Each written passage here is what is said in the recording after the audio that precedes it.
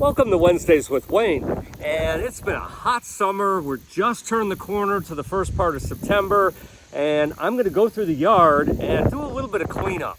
It is way too early to do massive cleanup right now, as we need to get a good heavy freeze before you cut back most things, most perennials, most grasses. So I'm just going to do some cleanup, especially around the front of my house where things have seemed to have gotten like a little bit out of hand.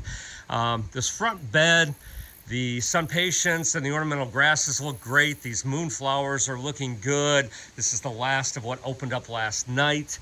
But this bronze fennel has gotten a little bit out of control, so I'm going to go ahead and cut that back. The hostas, of course, are looking a little bit messy, a little bit sunburned, and of course the stems on them. Looks like the deer have eaten a good part of the flowers, but I'm going to go ahead and cut back some of the stems. Here again, you see this front bed is just pretty out of control. Some of the plants that I'm not leaving up for winter interest or seed heads, like this helenium, this is going to get cut back as well. You see some basal foliage down there, so I feel like it's safe to cut this guy back. Some of the Rudbeckia, the old type gold stem, which has a lot of that septoria leaf spot, I'm going to cut it back so it doesn't continue to spread in the garden for next year on the Rudbeckia.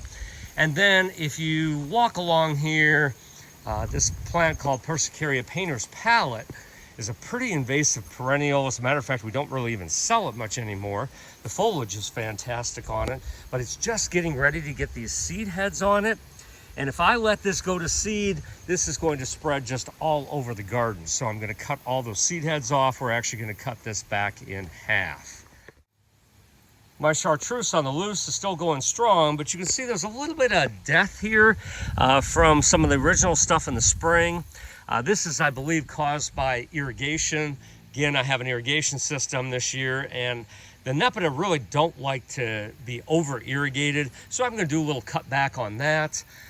You can see my espalier junipers here are a little bit hairy, so we're going to work on those today. We're going to try to get those much thinner than what they are, trying to make this a visual screen for underneath the deck.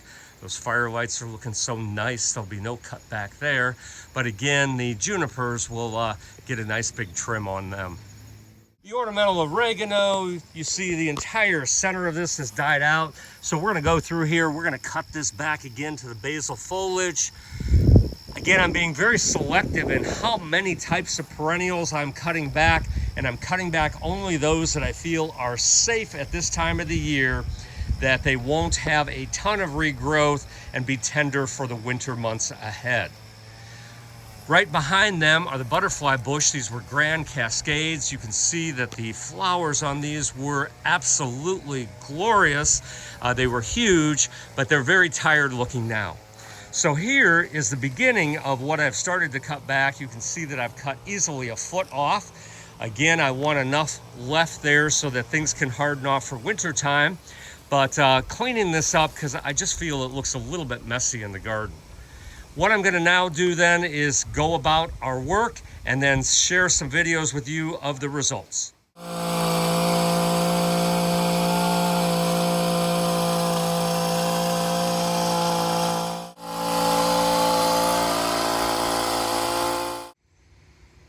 It's been a busy day and the sun has already gone down. It's a little after 7 o'clock. You can see that the moonflowers have actually opened up for tonight. The bronze fennel is cut way back. You can see the little bit of lighting here now where the helenium was. All those Rudbeckia have been cut back as well that had a lot of the septoria leaf spot on it. Beds are much cleaner now. I can actually walk through on my path. The hosta stems were removed. Persicaria firetail. The flower heads were taken off so it will not become invasive. I actually planted a brand new shrub as well. Excellent time to plant shrubs. This is the brand new flowerful hydrangea. So I'm kind of excited about that. It's an arborescence type hydrangea that's supposed to have a lot of blooms on it. So look in the garden center for that plant. Here you can see the chartreuse on the loose was cut back, pretty extreme, but it should rejuvenate itself and be fine. The junipers were looking fantastic here now after the pruning, relatively thin, providing this amazing screen. Took probably about 3 to 4 hours with a helper to get them looking like this. And again, you see the firelight hydrangeas growing in between. So it was a good time to, again, do some tidy cleanup in the yard. And eventually we're going to show you some other great videos here for the final cleanup in the fall. And here's one shot of the corner section of the junipers with that beautiful limelight hydrangea in the background. So thank you for joining Wednesdays with Wayne, sponsored by Niemeyer's Landscape Supply. And remember, beautiful landscapes start here.